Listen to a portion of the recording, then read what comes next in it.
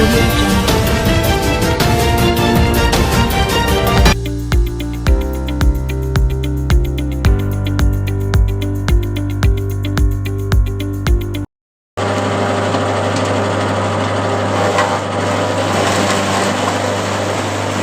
ನೋಡ್ತಾ ಇದ್ದೀರಾ ಹದ್ದಿನ ಕಣ್ಣು ನ್ಯೂಸ್ ಎಕ್ಸ್ಪ್ರೆಸ್. ಇವತ್ತು ನಾವಿದ್ದೇವೆ ಭದ್ರಾವತಿ ತಾಲೂಕು KH ನಗರದಲ್ಲಿದ್ದೇವೆ.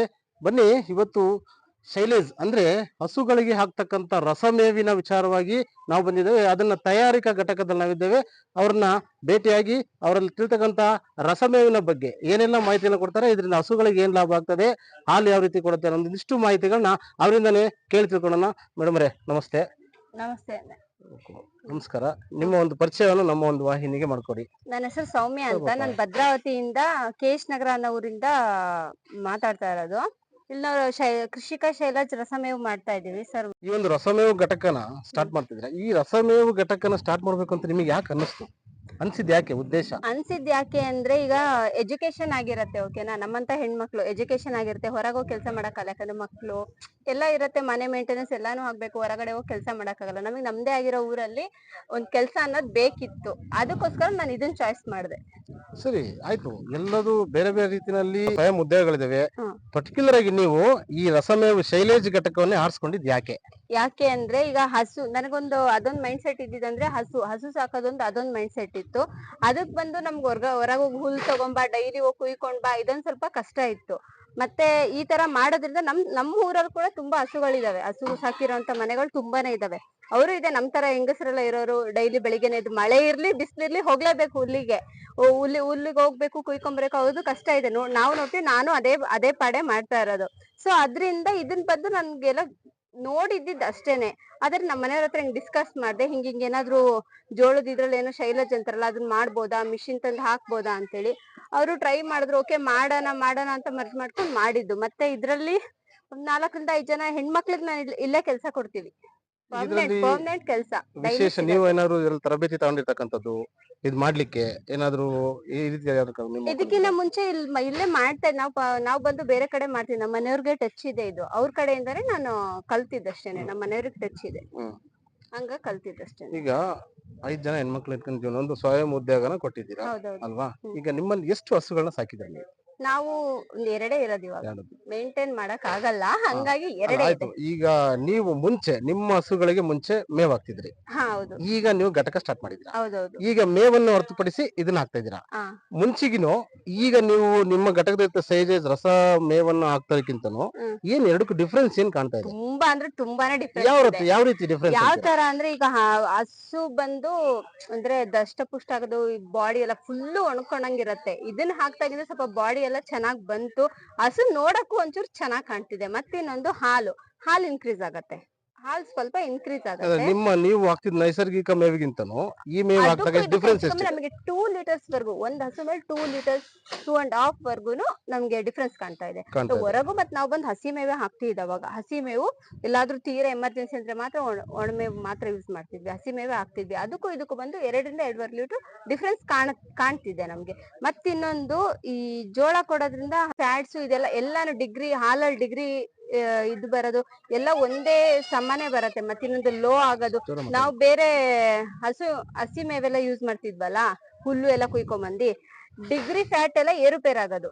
ಇವಾಗ ಏನಿಲ್ಲ, ಎಲ್ಲ ನಾರ್ಮಲಿ ಬರತ್ತೆ, ಕರೆಕ್ಟ್ ಆಗೇ ಇರತ್ತೆ. ಮತ್ತಿನ್ನೊಂದು, ಈ ಶೈಲಜ್ ಮಾಡೋತ್ತಿಗೆ ನಾವು ಬೆಲ್ಲ ಉಪ್ಪು ಯೂಸ್ ಮಾಡ್ತೀವಿ. ಬೆಲ್ಲ ಬಂದು ಆರ್ಗ್ಯಾನಿಕ್ ಬೆಲ್ಲನೇ ಯೂಸ್ ಮಾಡೋದು. ಬೆಲ್ಲ ಉಪ್ಪು ಮಿನರಲ್ ಮಿಕ್ಸ್ಚರ್ 3 ನೀರಿಗೆ ಮಿಕ್ಸ್ ಮಾಡ್ಬಿಟ್ಟು ಅದನ್ನ ಕಟಿಂಗಿಗೆ ಡೈರೆಕ್ಟ್ ಡ್ರಮ್ಮಿಗೆ ಸ್ಪ್ರೇ ಮಾಡ್ತೀವಿ. ಅದು ಎಲ್ಲಾ ಕಡೆ ಆಗದೆ. ಬೆಲ್ಲ ಬಂದು ಐರನ್ ಕಂಟೆಂಟ್ ಇರೋ ಅಂತದ್ದು, ಹಸುಗೆ ಬಂದು ಐರನ್ ಕಂಟೆಂಟ್ ಸಿಗತ್ತೆ. ಮತ್ತೆ ಜೋಳಗಳನ್ನ ತರಿಸ್ತಾ ಇದೀರಾ? ಈಗ ರಸಮೇವನ್ನ ತಯಾರು ಮಾಡ್ತಾ ಇದೀರಾ. ಎಲ್ಲಿಂದ ಜೋಳಗಳು ತರ್ತಾ ಇದ್ದೀರಿ? ಮೈಸೂರಿಂದ ತರಿಸ್ತಿದೀವಿ. ಅಂದ್ರೆ ಎಷ್ಟು ದಿನದ ಜೋಳ ಇದು ನಿಮ್ಮ ಪ್ರಕಾರ? ಇದು 90 ಡೇಸ್ ಆಗಿರುತ್ತೆ. 90 ಡೇಸ್ ಇಂದ. ಅಂದ್ರೆ ನೀವು ಮಾರ್ಕೆಟಿಂಗ್ ನೀವು ಅಲ್ಲೇ ನೀವು ತಗೊಂಡ್ಬರ್ತೀರಿ, ರೆಡಿ ಮಾಡ್ಕೊಂಡು ತಗೊಂಡ್ಬರ್ತೀರಿ, ಅಥವಾ ಬರುತ್ತೆ ಅಲ್ಲಿಂದ ಡೈರೆಕ್ಟ್? ಇಲ್ಲ, ಅಲ್ಲಿಂದ ಏನ್ ಫಸ್ಟ್ ಟೈಮ್ ನಾವು ಹೋಗಿ ಮಾತಾಡ್ಕೊಂಡು ಬಂದಿದ್ದು. ಆಮೇಲಿಂದ ನಾವು ಲಾರಿ ಕಳಿಸ್ತೀವಿ, ಅಲ್ಲಿಂದ ಲೋಡ್ ಮಾಡಿ ಕಳಿಸ್ತಾರೆ. ಆ ಟೈಪ್ ಫಸ್ಟ್ ಏನ್ ಹೋಗಿ ಮಾತಾಡ್ಕೊಂಡು ನಾವ್ ಇದ್ ಮಾಡ್ಕೊಂಡ್ ಬಂದ್ವಿ ಅಷ್ಟೇನೆ. ಮತ್ ನಮ್ಗೆ ಜೋಳ ಐಟಮ್ ಬರೋದೇ ಗೊತ್ತಾಗತ್ತಲ್ಲ. ಐಟಮ್ ಏನಾದ್ರು ಹಾಗೆ ಇತ್ತು ಅಂತ ಹೇಳಿದ್ರೆ ಅದು ರಿಟರ್ನ್ ಮಾಡೋದಾಗ್ಲಿ, ಅವ್ರಿಗೆ ಕಂಪ್ಲೇಂಟ್ ಹೇಳೋದಾಗ್ಲಿ ಮಾಡ್ತೀವಿ. ಐಟಮ್ ಚೆನ್ನಾಗ್ ಬರ್ತಿದೆ. ಈಗ ನೀವು ಕಂಡಂತೆ ಹ್ಮ್. ಈಗಾಗಲೇ ನೀವು ಆಲ್ರೆಡಿ ಈಗ ನೀವು ಅದನ್ನ ಸ್ಯಾಂಪಲ್ ನಮ್ಮ ಹಸುಗಳಿಗೆ ಯಾಕೆ ನಾವು ಸ್ಯಾಂಪಲ್ ನೋಡ್ತಾ ಇದೀವಿ ಅಂತಂದ್ರೆ ಹೌದೌದು. ನೀವು ಕಂಡಂತೆ ಈಗ ಎಲ್ಲೆಲ್ಲಿ ಈಗ ನಿಮ್ಮ ಮೂವ್ಮೆಂಟ್ ಮಾಡ್ತಾ ಇದ್ದೀರಾ, ನಿಮ್ಮ ಒಂದು ರಸಮೇವು ಎಲ್ಲ ಮೂವ್ಮೆಂಟ್ ಆಗ್ತಾ ಇದೆ ಈಗ. ಇಲ್ಲಿ ನಮ್ಮೂರಲ್ಲೇ ಸುಮಾರು ಜನ ತಗೊಂತಾರೆ. ಅದನ್ ಬಿಟ್ರೆ ತರೀಕೆರೆ, ಬೀರೂರು, ಕಡೂರು, ತುಮಕೂರು, ಈ ಸೈಡು ಚಿಕ್ಕಮಂಗ್ಳೂರು, ಸಕ್ರೆಪಟ್ನ, ಇನ್ನು ಸುಮಾರು ಕಡೆ ಹೋಗಿದ್ದೇನೆ. ಅಂದ್ರೆ ಜಿಲ್ಲೆಯಲ್ಲಿ ಒಂದು ಇಲ್ಲ, ಇಲ್ಲ, ನಿಮ್ಮ ಜಿಲ್ಲೆ ಶಿವಮೊಗ್ಗ ಸುಮಾರು ಜಿಲ್ಲೆ ಕಡೆ ಆಗಿದೆ. ಅಥವಾ ಒಂದು ಎಷ್ಟು ಜಿಲ್ಲೆಗಳಿಗೆ ಕವರ್ ಮಾಡಿದ್ದೀರಾ ಈಗ? ಶಿವಮೊಗ್ಗ ಆಗಿದೆ, ಚಿಕ್ಕಮಂಗ್ಳೂರ್ ಆಗಿದೆ. ಈಗ ತಾವೇನ್ ಹೇಳಿದ್ರಿ, ಈಗ ನಾನು ನಿರುದ್ಯೋಗಿ ಆಗಿದ್ದೆ, ಹ್ಮ್. ನಾನು ಏನಾದ್ರು ಒಂದು ಉದ್ಯೋಗ ಮಾಡ್ಬೇಕು ಅನ್ನೋ ಹೌದು. ಕಾನ್ಸೆಪ್ಟ್ ಅಡಿನಲ್ಲಿ ಈ ಒಂದು ಈಗ ನಮ್ಮಲ್ಲಿ ಹಸು ಇತ್ತು, ಹ್ಮ್. ಆ ಹಸು ನಾನು ಮೇವು ತರಕ್ ಹೋದಾಗ ನನಗೊಂದು ಯೋಚನೆ ಬಂತು, ಇದು ಮಾಡಿದೆ ಅಂತಂದ. ಈಗ ಎಷ್ಟು ಜನಕ್ಕೆ ನೀವು ಉದ್ಯೋಗ ಕೊಟ್ಟಿದ್ದೀರಾ ಇಲ್ಲಿ? ನಾನಿಲ್ಲಿ ಲೇಡೀಸ್ಗೆನೆ 4 to 5 ಮೆಂಬರ್ಸ್ ಬರ್ತಾರೆ ಪರ್ ಡೇ, ಡೈಲಿ ಬರ್ತಾರೆ. Okay. ಓಕೆನಾ? 4 to 5 ಮೆಂಬರ್ಸ್ ಲೇಡೀಸ್, ಒಬ್ರು ಇಬ್ರು ಜೆಂಟ್ಸ್ ಇರ್ತಾರೆ. ಯಾಕಂದ್ರೆ ಈ ಜೋಳ ಬಂದು ನೋಡಿ ಇವಾಗ ಅನ್ಲೋಡ್ ಮಾಡ್ತಿದ್ದಾರೆ, ಇದಕ್ ಬಂದು ಲೇಡೀಸ್ ಆಗಲ್ಲ. ಹಂಗಾಗಿ ಒಬ್ರು ಇಬ್ರು ಜೆಂಟ್ಸ್ ಇರ್ತಾರೆ, ಬಾಕಿ ಎಲ್ಲ ಲೇಡೀಸ್. ಈಗ ನನಗೆ ನೀವು ನಿಮ್ಮ ಒಂದು ಸೈಲೇಜ್ ಅಂದ್ರೆ ಈ ರಸಮೇವಿಗೆ ಏನೆಲ್ಲ ಹಾಕಿ ತಯಾರು ಮಾಡ್ತೀರಾ, ಹೇಗೆ ತಯಾರು ಮಾಡ್ತೀರಾ, ಅದೊಂಚೂರು ನನಗೆ ಮಾಹಿತಿನ ಕೊಡ್ಬೇಕಾಗತ್ತೆ. ಇದು ಯಾವ ರೀತಿ ತಯಾರಾಗತ್ತೆ ಅನ್ನೋದೊಂದಿಷ್ಟು ಮಾಹಿತಿನ ನಮ್ಮ ಗ್ರಾಹಕರಿಗೆ ಕೊಡ್ತಾ ಹೋಗಿ. ಜೋಳ ಡೈರೆಕ್ಟ್ ಅಲ್ಲಿ ಚಾಪ್ ಕಟಿಂಗಿಗೆ ಕೊಡೋದು, ಅದು ಕಟಿಂಗ್ ಆಗಿ ಇದ್ರಿಂದ ಬರತ್ತಾ. ಪುಡಿ ಬಂದು ಈ ತರ ಇರುತ್ತೆ ನೋಡಿ, ತಗೊಂತೀರಾ, ಕವರ್ ಮಾಡ್ತೀರಾ? 5 mm ಕಟಿಂಗ್, ಮತ್ತೆ 5 ಈಗ mm ಇದಕ್ಕೆ ನೀವು ಇದಾದ ನಂತರದಲ್ಲಿ ಮುಂದೆ ಏನ್ ಇದನ್ನ ಮಾಡ್ತೀರಿ? ಇದು ಮುಂದೆ ಇದಿಷ್ಟೇ ಫೈನಲ್ ಆಯ್ತು? ಮುಂದೆ ಏನಿಲ್ಲ, cutting ಕಟಿಂಗ್ ಆಗೋಯ್ತು. ಆಗ್ತಾನೆ ಸ್ಪ್ರೇನು ವಾಟರ್ ಹಾಕಿರ್ತೀವಿ. ಇದು ಏನು ವಾಟರ್ ಅಂದ್ರೆ ವಾಟರ್ ಏನಿದು ವಾಟರ್? ವಾಟರ್ ಬಂದು ಇದ್ರಲ್ಲಿ ಏನೇನ್ ಮಿಕ್ಸ್ ಮಾಡ್ತೀರಾ? ಮಿನರಲ್ ಮಿಕ್ಸರ್, ಉಪ್ಪು, ನೀರು, ಇದಕ್ಕೆ ಮಿಕ್ಸ್ ಮಾಡಿ ಈ ಕ್ಯಾನಿಗೆ ಹಾಕ್ತಿದ್ವಿ. ಸ್ಪ್ರೇ ಡೈರೆಕ್ಟ್ ಆನ್ ಮಾಡಿರ್ತೀವಿ, ಅದು ಕಟಿಂಗ್ ಆಗ್ತಾ ಆಗ್ತಾ ಸ್ಪ್ರೇ ಆಗ್ತಾ ಇರತ್ತೆ. ಅಂದ್ರೆ ಈಗ ಜೋಳಗಳನ್ನ ನೀವು ಅಲ್ಲಿ ಕೆಲಸಕ್ಕೆ ನೀವು ಯೂಸ್ ಮಾಡ್ಕೊಂಡು ನೀವು ಮಾಡ್ತಾ ಇದ್ದೀರಾ? ಹೌದೌದು. ಈಗ ತಾವ್ ಹೇಳಿದ್ರಿ ದಷ್ಟಪುಷ್ಟವಾಗಿ ಹಸುಗಳು ಬೆಳೀತದೆ ಅಂತ ಹೇಳ್ಬಿಟ್ಟು ಎಲ್ಲ ಹೇಳ್ ಮಾಡಿದ್ರಿ, ಮಾರ್ಕೆಟಿಂಗ್ ಆಗ್ತದೆ ಅಂತ ಹೇಳಿದ್ರಿ. ಹೌದು. ಹಸುವಿನ ಆರೋಗ್ಯದ ಬಗ್ಗೆ ತಾವೇನ್ ಹೇಳ್ತೀರಾ? ಯಾವ ರೀತಿ ಒಂದು ಆರೋಗ್ಯನ ಕಾಪಾಡ್ಕೊಂಡ್ ಬರತ್ತೆ ಈಗ? ಓಕೆ, ಇದು ಜೋಳ ಬಂದು ಕೆಲವ್ರು ಹಾಕ್ತಾರೆ. ನಮ್ ತೋಟಗಳಿದೆ, ನಾವು ಜೋಳ ಹಾಕಿ ಹಸುಗೆ ಮೇವು ಅಂತ ಹೇಳಿ ಮಾಡಿ, ಅವ್ರ ಜೋಳ ಇದಾಗವರೆಗೂ ಬಿಡೋದಿಲ್ಲ. ಜೋಳ ಹಿಂಗ್ ತೆನೆ ಕಟ್ಟಿ ಈ ಕಾಳು ಬರೋವರೆಗೂ ಬಿಡೋದಿಲ್ಲ. ಲೈಟ್ ಜೋಳದ ಇದು ಬಂದಿದ ತಕ್ಷಣ ಕಟ್ ಮಾಡ್ತಾರೆ, ಹಾಕ್ತಾರೆ. ಜೋಳದ ಕಂಟೆಂಟೇ ಸಿಗಲ್ಲ ಹಸುಗೆ. ಇದು ಬಂದು ವಿತ್ ಜೋಳ ಸಮೇತನೇ ಕಟಿಂಗ್ ಆಗೋದು, ಬರೀ ಕಡ್ಡಿ ಮಾತ್ರ ಅಲ್ಲ, ವಿತ್ ಜೋಳನೇ ಕಟಿಂಗ್ ಆಗೋದು. ಜೋಳ ಹೇಳೋದಾದ್ರೆ ನೀವ್ ಹೇಳ್ತಿದ್ರಿ ಸೈಲೇಜ್ ರಸಮೇವಿನ ಉಪಯೋಗ ಹಸುಗಳಿಗೆ ಯಾವ ರೀತಿ ಆಗತ್ತೆ ನಿಮ್ಮ ಪ್ರಕಾರ? ಈ ಶೈಲೇಜ್ ಕೊಡೋದ್ರಿಂದ ಈಗ ಏನ್ ಗೊತ್ತಾ, ಎಲ್ಲರೂ ಹೊರಗಡೆ ಹೋಗಿ ಹುಲ್ ಕುಯ್ಕೊಂಬಂದ್ ಹಾಕೋದು, ಇದೇ ಜೋಳನೇ ಹಾಕ್ತಿವಿ ಅಂತ ಅವ್ರವ್ರ ತೋಟಗಳಲ್ಲಿ ಜೋಳ ಹಾಕೊಂಡು ಜೋಳ ಕುಯ್ಕೊಂಬಂದು ಹಾಕ್ತಾರೆ.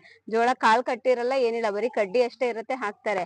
ಅದ್ರಲ್ಲಿ ಏನ್ ಗೊತ್ತಾ, ಈ ಡಿಗ್ರಿ ಫ್ಯಾಟ್ಸ್ ಎಲ್ಲ ಏರುಪೇರ್ ಆಗ್ತಾ ಇರತ್ತೆ.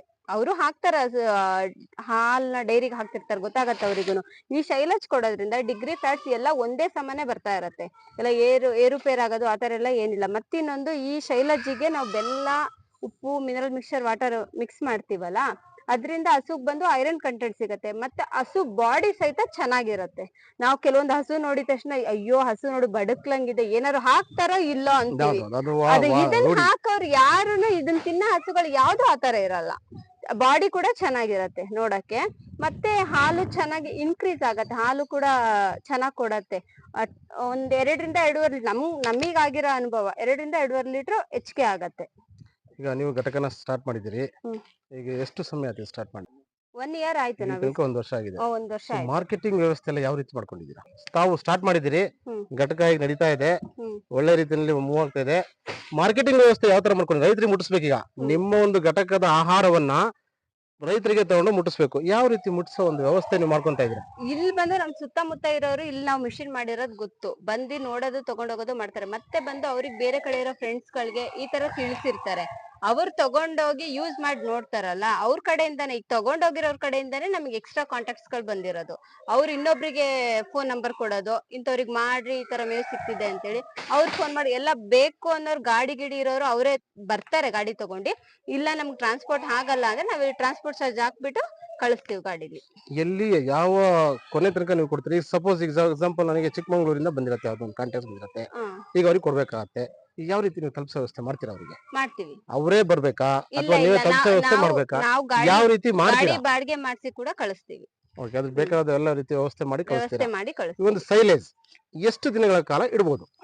to 1.5 year ಇಡ್ಬೋದು. ಇಡ್ಬೋದು. ಹ್ಮ್. ಅದನ್ನ ಶೇಖರಣೆ ಮಾಡೋ ರೀತಿ ಹೀಗೆ ಬ್ಯಾಗ್ ಅಲ್ಲೇ ಇಟ್ಟು ಅದನ್ನ ಪ್ಯಾಕ್ ಹೀಗೆ, ಮಾಡೋದಾ ಅಥವಾ ಅದನ್ನ ಹೀಗೆ. ಓಪನ್ ಮಾಡಿ ಇಡೋದಾ ಹೇಗೆ ಇಲ್ಲ ಅದು? ಇಲ್ಲ ಬ್ಯಾಗ್ ಪ್ಯಾಕಿಂಗ್ ಇರ್ಬೇಕು. ನಾವ್ ಯಾವ ತರ ಬ್ಯಾಗ್ ಪ್ಯಾಕಿಂಗ್ ಮಾಡಿರ್ತೀವಿ ಅದೇ ತರ ಇರ್ಬೇಕು. ಮತ್ತಿನ್ನೊಂದು ಈ ಓಪನ್ ಆಗೋದು, ಓಪನ್ ಮಾಡ್ಬಿಟ್ಟು ತಡಿ ಇವತ್ತೊಂದಿನ ಹಾಕ್ಬೇಕು, ಹಾಕ್ಬಿಟ್ಟು ನಾಳೆ ಕಟ್ಟಿಡೋಣ ಅಂತೇಳಿ ಓಪನ್ ಮಾಡಿ ಹಾಗೆ ಎಲ್ಲ ಬಿಡ್ಬಾರ್ದು. ಅದು ಏರ್ ಹೋದ್ರೆ ಐಟಮ್ ಹಾಳಾಗತ್ತೆ. ಹಾಳಾಗತ್ತೆ ಅಂತಿಲ್ಲ. ಈಗ ನೀವು ಕಂಡಂತೆ ನಿಮ್ಮ ಅನುಭವದಲ್ಲಿ ನೀವೇ ಹಸುಗಳಿಗೆ ಹಾಕಿದ್ದೀರಾ, ನೀವೇ ಸಾಕ್ತಾ ಇದ್ದೀರಾ, ಅದು ಏನಾಗಿದೆ ದಷ್ಟಪುಷ್ಟ ಎಷ್ಟು ಹಾಲು ಕೊಡುತ್ತೆ ಅಂತೀರಾ?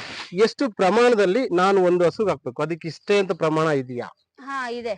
ಎಷ್ಟು ಹಾಕ್ಬೋದು? ನೀವು ಬಂದು ಶೈಲಜ್ ಮಾತ್ರ ಹಾಕ್ತೀರಾ ಅಂದ್ರೆ ಬರೀ ಶೈಲೇಜ್ ಬರೀ ಶೈಲಜ್ ಇದನ್ನ ಮಾತ್ರ ಹಾಕ್ತೀನಿ ನಾನು ಅನ್ನೋದಾದ್ರೆ ದೊಡ್ಡ ಹಸು ಅಂತ ಹೇಳಿದ್ರೆ 10 to 12 kg ಹಾಕ್ಬೇಕು, ಬರೀ ಇದನ್ ಮಾತ್ರ ಅಂತ ಹೇಳಿದ್ರೆ. ಇಲ್ಲ ನನ್ಗೆ ಎಕ್ಸ್ಟ್ರಾ ಮೇವು ಒಣುಲೆಲ್ಲ ಹಾಕ್ತೀನಿ, ಇಲ್ಲ ಹಸಿ ಹುಲ್ಲು ಇದೆ ಅಂದ್ರೆ ಒಂದ್ 5 kg ಸಾಕು. ಒಣುಲ್ ಹಾಕ್ತೀನಿ ಅದ್ರ ಮೇಲೆ ಇದು ಅಂತ ಹೇಳಿದ್ರೆ ಒನ್ ಡೇ ಫುಲ್ ಇವ್ರ ಹೆಂಗ್ ಮೇವು ಬೆಳಿಗ್ಗೆ ಮಧ್ಯಾಹ್ನ ಸಂಜೆ ಹಾಕ್ತಾರೆ ಸೇಮ್ ಆ ಟೈಪೇನೆ ಇದನ್ನು ಒಂದೇ ಸರಿ ಇಟ್ಬಿಡ್ಬಾರ್ದು. ಬೆಳಿಗ್ಗೆ ಮಧ್ಯಾಹ್ನ ಸಂಜೆ ಯಾವ ತರ ಮೇವು ಹಾಕ್ತಾರ ಅದೇ ತರನೇ ಇದನ್ನು ಹಾಕ್ಬೇಕು. ಅಂದ್ರೆ ಈಗ ನಿಮ್ಮ ಮೇವು ಜೊತೆಗೆ ಬೇರೆದ್ರ ಮೇವು ಹಾಕ್ಬೋದಾ ಅಥವಾ ನಿಮ್ಮ ಮೇವಿಗೆ ಮಾತ್ರ ಸಪರೇಟ್ ಹಾಕ್ಬೇಕಾ? ಇಲ್ಲ ಇಲ್ಲ ಏನು ತೊಂದ್ರೆ ಏನಾಗೋದಿಲ್ಲ ಅಂತ ನೀವು ಹೇಳ್ತೀರಾ. ಈಗ ನಾನೇನ್ ಹೇಳ್ತೀನಿ ಅಂದ್ರೆ ನಾನ್ ಬಿಡಪ್ಪ ನಾನು ರಸಮೇವು ತಂದಿದ್ದೀನಿ, ನನಗೆ ಬೇರೆ ಅವಶ್ಯಕತೆಗೆ ನನ್ನ ಟೈಮ್ ಅನ್ನ ಉಳಿಸ್ಕೊಳಕೋಸ್ಕರ ನಿಮ್ಮ ಹತ್ರ ನಾನು ಸಿದ್ ಮಾಡಕ್ ಬಂದಿದ್ದೀನಿ. ಆಗಿದ್ದಾಗ ನಾನು ರಸಮೇವು ಮಾತ್ರ ಹಾಕ್ತೀನಪ್ಪ, ನನಗೆ ಬೇರೆ ಬೇಡ ಅನ್ನೋದಾದ್ರೆ ಬರೀ ರಸಮೇವು ಹಾಕೋದ್ರಿಂದ ಒಬ್ಬ ರೈತನಿಗೆ, ಒಬ್ಬ ಹೈನುಗಾರಿಕೆ ಮಾಡ್ತಾ ಇರ್ತಾನೆ, ಆತನಿಗೆ ಯಾವ ರೀತಿ ಲಾಭಾಂಶ ಬರುತ್ತೆ? ರಸಮೇವು ಅಂತ ಹೆಸರು ಇಟ್ಬಿಟ್ಟಿದ್ರ ಸರಿನಾ? ಹಂಗಿದ್ದಾಗ ಒಬ್ಬ ರೈತ ತಗೊಂಡ್ ಹೋಗ್ತಾನೆ, ಬಿಡಪ್ಪ ನನಗೆ ಏನೋ ಉಪಯೋಗ ಆಗತ್ತೆ ಅನ್ನೋದಾದ್ರೆ ಅವ್ನು ಯಾವ ರೀತಿ ಅವನಿಗೆ ಲಾಭಾಂಶದ ರೀತಿ ತಾವ್ ಹೇಳ್ತೀರಾ?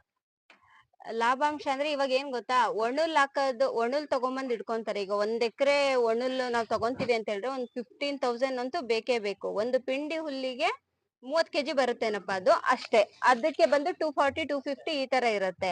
ಬಟ್ ಅದು ಬಂದು ಒಣುಲ್ ಹಸು ತಿನ್ನೋದೇ ಬೇರೆ ರೀತಿ, ಹಸಿ ಇದನ್ನ ಹುಲ್ ತಿನ್ನೋದೇ ಬೇರೆ ರೀತಿ. ಹಸಿ ಹುಲ್ನ ತಗೊಂಬಂದ್ರೆ ನನ್ಗೆ ಇವಾಗ ಮಳೆಗಾಲ ಬಂತು, ನಾನೊಂದ್ 6 ತಿಂಗ್ಳಿಗೆ ಸ್ಟಾಕ್ ಇಡ್ತೀನಿ ಅಂದ್ರೆ ಇಡಕ್ಕಾಗಲ್ಲ. ಬಟ್ ಇದು ಹಂಗಲ್ಲ, ಇದನ್ನ ನೀವ್ ಇಡ್ಬೋದು. ನೀವು ಮಳೆಗಾಲನೋ ಬೇಸಿಗೆಗಾಲನೋ ಇಲ್ಲ ನಿಮ್ ಮನೇಲಿ ಏನೋ ಒಂದ್ ಬೇರೆ ಕೆಲ್ಸಗಳಿರುತ್ತೆ, ನಮ್ಗೆ ಹಸುಗ್ ಟೈಮ್ ಕೊಡಕ್ ಆಗ್ತಿಲ್ಲಪ್ಪ, ಹೊರಗೋಗಿ ಹುಲ್ ತರಕ್ ಆಗ್ತಿಲ್ಲ, ಇದನ್ನ ತಗೊಂಡೋಗಿ ಸ್ಟೋರ್ ಮಾಡ್ಬೋದು. ಇಯರ್ ವರ್ಗು ಸ್ಟೋರ್ ಮಾಡ್ಬೋದು. ಇಯರ್ ಆಫ್ ಅಂದ್ರೆ ನೀವು ಮೇಂಟೈನ್ ಮಾಡೋದ್ ಆ ಮೂಟೆನ ಚೆನ್ನಾಗಿ ಮೇಂಟೈನ್ ಮಾಡ್ಕೊಬೇಕಂದ್ರೆ ತೂತ ಮಾಡ್ಕೊಳ್ಳೋದು, ಎಲ್ಲ ಎತ್ತಿ ಇಳುಕವಾಗಿ ತೂತ ಮಾಡೋದು, ಅದನ್ನ ನೋಡ್ಕೊಳ್ದಂಗ್ ಇರೋದು, ಇದೆಲ್ಲ ಮಾಡ್ಕೊಂಡ್ರೆ ಐಟಮ್ ಆ ಜಾಗ ಸ್ವಲ್ಪ ಏನಾದ್ರು ಇದಾಗ್ಬೋದು ಅಷ್ಟೇ. ಆ ಜಾಗ ಮಾತ್ರ ಮತ್ತೆ ಮೂಟೆ ಫುಲ್ ಹಾಳಾಗಲ್ಲ, ಮೂಟೆ ಫುಲ್ ಹಾಳಾಗಲ್ಲ. ಆ ಜಾಗ 1-2 ಇಡಿ ತೆಗ್ದಾಕ್ಬೇಕಾಗುತ್ತೆ ಅಷ್ಟೇನೆ. ಈಗ ಒಬ್ಬ ರೈತ ಬರ್ತಾನೆ ನಿಮ್ಮ ಹತ್ರ, ಕೆಲವರು ಫಾರ್ಮ್ ಮಾಡ್ಕೊಂಡಿರ್ತಾರೆ, ಕೆಲವರು 1 ಹಸು ಸಾಕೊಂಡಿರ್ತಾನೆ, ಇನ್ನೊಂದು 5 ಹಸು ಜನ ಸಾಕೊಂಡಿರ್ತಾರೆ.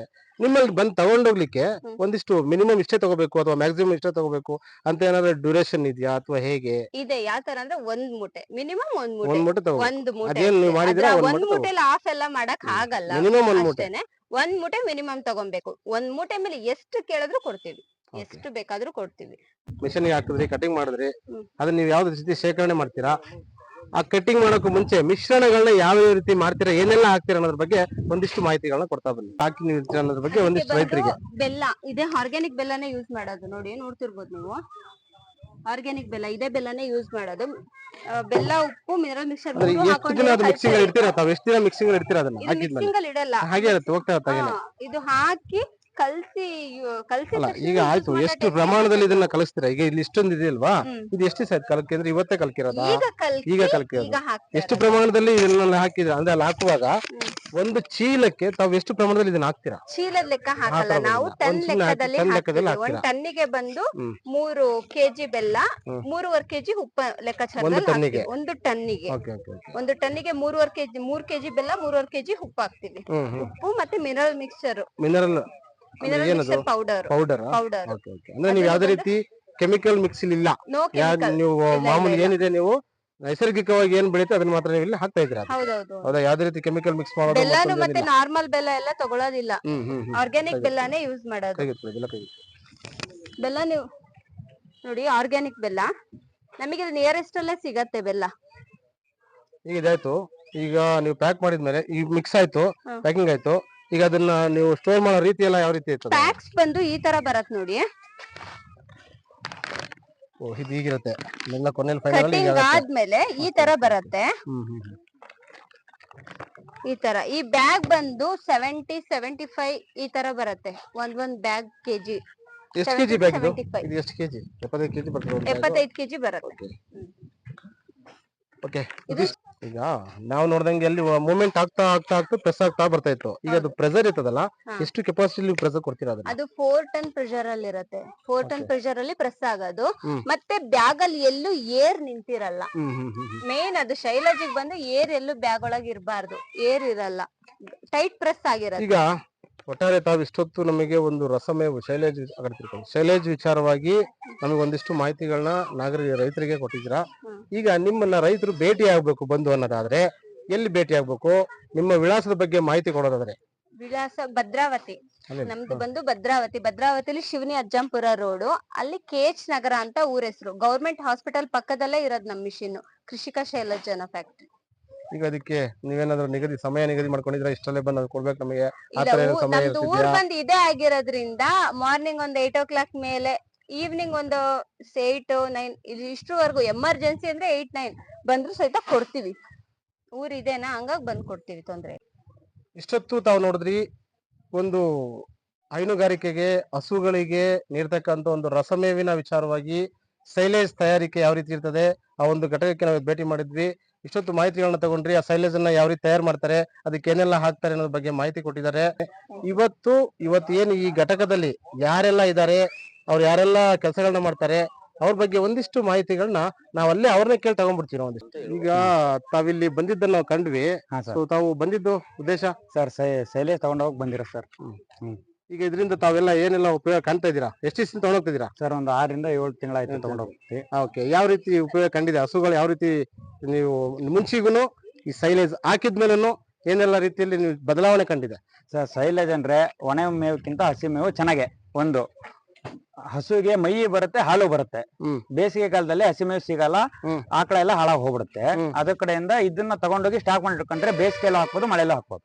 ಅದಕ್ಕಿಂತ ಟೈಮಿಂಗ್ಸ್ ಏನಿಲ್ಲ, ಏನಿಲ್ಲ ಸರ್. ಚೀಲ ಬಾಯಿ ಬಿಸ್ತೆ ಕರೆಕ್ಟಾಗಿ ಇಲ್ಲಿಗೆ ಹೆಗಣಕ್ಕೆ ಸಿಗದೆ ಮೇಲೆ ಕ್ಲೀನ್ ಆಗಿ ಇಟ್ಬಿಟ್ರೆ ಸೇಫ್ ಆಗಿ ಏನು ಟಚ್ ಮಾಡಲ್ಲ, ಏನೂ ಆಗಲ್ಲ, ಯಾವಾಗಾರ ಬಿಚ್ಚ ಹಾಕ್ಬೋದು. ಈಗ ಇದು ನೀವು ತೆಗೆದುಕೊಳ್ಳೋಕ್ಕಿಂತ ಮುಂಚೆ, ನೀವು ಪರ್ಚೇಸ್ ಮಾಡೋದು ಹಸು ಹಾಕೋ ಮುಂಚೆ ನೀವು ಹಸಿ ಹುಲ್ಗಳನ್ನ ಹಾಕ್ತಾ ಇದ್ರಿ ಸರ್. ಹಸಿ ಮೇವು ಹಸಿ ಹುಲ್ಲು ಹಾಕ್ತಾ ಇದ್ರಿ, ಒಣ ಹುಲ್ಲು ಹಾಕ್ತಾ ಇದ್ರಿ. ಆಗ ಸಿಗ್ತಕ್ಕಿಂತ ಬದಲಾವಣೆಗೂ ಈಗ ಸಿಗ್ತಾ ಬದಲಾವಣೆ ಡಿಫ್ರೆನ್ಸ್ ಏನಿದೆ ಸರ್? ಅಂದ್ರೆ ಮಳೆಗಾಲದಲ್ಲಿ ಹಸಿ ಮೇವು ಸಿಗೋದು, ಬೇಸಿಗೆಯಲ್ಲಿ ಒಣ ಮೇವು ಸಿಗೋದು. ಅವಾಗ ಏನಾಗ್ತಿತ್ತು, ಹಾಲಿನ ವೇರಿಯೇಷನ್ ಆಗೋದು, ಡಿಗ್ರಿ ಫ್ಯಾಟ್ ಕಮ್ಮಿ ಆಗ್ತಿತ್ತು, ಸರಿಯಾಗಿ ಬರ್ತಿರ್ಲಿಲ್ಲ. ಇವಾಗ ಏನಾಗಿದೆ, ಒಂದೇ ತರ ಮೇವು ಸಿಗುತ್ತೆ. ಬೇಸಿಗೆಯಲ್ಲೂ ಹಸಿ ಮೇವು ಸಿಗುತ್ತೆ, ಮಳೆಗಾಲದಲ್ಲೂ ಒಣ ಮೇವು ಸಿಗುತ್ತೆ. ನಮಗೆ ಹಾಲಿಗೆ ಹೊರತಾಗಲ್ಲ, ಡಿಗ್ರಿ ಫ್ಯಾಟಿಗೆ ಹೊರತಾಗಲ್ಲ. ನಿಮ್ಮ ಹೆಸರು? ಸರ್ ಸಿದ್ದೇಶ್ ಅಂತ. ಎಲ್ಲಿಂದ ಬರ್ತಾ ಇದ್ದೀರಾ? Shikaripura sir. Okay, thank you. Thank you sir. ಕೆಲಸಗಳನ್ನ ಮಾಡ್ತಾ ಇದ್ದಂತ ಎಷ್ಟು ಜನ ಇದ್ದಾರೆ ನಿಮ್ಮಲ್ಲಿ? ಅವರೆಲ್ಲ ಪರಿಚಯ ಮಾಡ್ಕೊಂಡು ಇದು ನಮ್ಮೂರಿಂದ ಹೆಣ್ಮಕ್ಳು. ನಾವು ಬಂದು ಹೆಣ್ಮಕ್ಳು ಸೇರ್ಕೊಂಡೆ ಮಾಡ್ತಿರೋದು. ಆಕ್ಚುಲಿ ಹೇಳ್ಬೇಕಂದ್ರೆ ಹೆಣ್ಮಕ್ಳು ಸೇರೆ ಮಾಡ್ತಾ ಇರೋದು. ಇವರೇ 4 ಜನ ಮಾಡ್ತಾ ಇರೋದು, ಇನ್ನೊಬ್ರು ಬಂದಿಲ್ಲ ಇವತ್ತು. ಇವರೇ 4 ಜನ ಸೇರಿ ಮಾಡ್ತಾ ಇರೋದು. ಏನ್ ಹೇಳ್ತೀರಾ ಮೇಡಮ್ ರೇ? ಈಗ ತಾವು ಇಲ್ಲಿ ಬಂದು ಕೆಲಸ ಮಾಡ್ತಾ ಇದ್ದೀರಾ, ಯಾವ ರೀತಿ ಈಗ ಉತ್ಪಾದನೆ ಯಾವ ರೀತಿ ಮೂವ್ಮೆಂಟ್ ಆಗ್ತಾ ಇದೆ, ನಿಮ್ಮ ಅನುಭವ ಹೇಳ್ತೀರಾ? ನಿಮ್ಮ ಅನುಭವದ ಬಗ್ಗೆ ಹೇಳ್ಬೇಕು. ಈಗ ನಾವು 1 ವರ್ಷದಿಂದ ಕೆಲಸ ಮಾಡ್ತಾ ಇದೀವಿ. ಇಲ್ಲೇ ತುಂಬಾ ಜನ ಬಂದು ತಗೊಂಡ್ ಹೋಗ್ತಾ ಇದಾರೆ. ಮತ್ತೆ ಯಾರ್ದು ಯಾವ ರೀತಿ ಕಂಪ್ಲೇಂಟ್ ಏನೂ ಇಲ್ಲ. ನಮಗೂ ತುಂಬಾ ಉಪಯೋಗ ಆಗ್ತಾ ಇದೆ. ನಮಗೂ ಕೆಲಸ ಇಲ್ದಿರೋ ಟೈಮಿಂದ ನಮಗೆ ಈ ಕೆಲಸ ಶುರು ಮಾಡಿದ್ರೆ ನಮಗೆ ತುಂಬಾ ಕುಟುಂಬ ನಡ್ಸಕ್ಕೆಲ್ಲ ತುಂಬಾ ಉಪಯೋಗ ಆಗ್ತಾ ಇದೆ. ನಮಗೆ ಏನ್ ಪ್ರಾಬ್ಲಮ್ ಇಲ್ಲ, ಒಳ್ಳೆ ರೀತಿ ನಾವು ಕೆಲಸ ಮಾಡ್ತೀವಿ. ಈಗ ಅವರು ಕೂಡ ನಮ್ಮೊಟ್ಟಿಗೆ ಕೆಲಸ ಮಾಡ್ತಾರೆ. ಅವ್ರೇನು ಓನರ್ ಅನ್ನೋ ರೀತಿ ನಮ್ಮ ಜೊತೆ ಇರಲ್ಲ.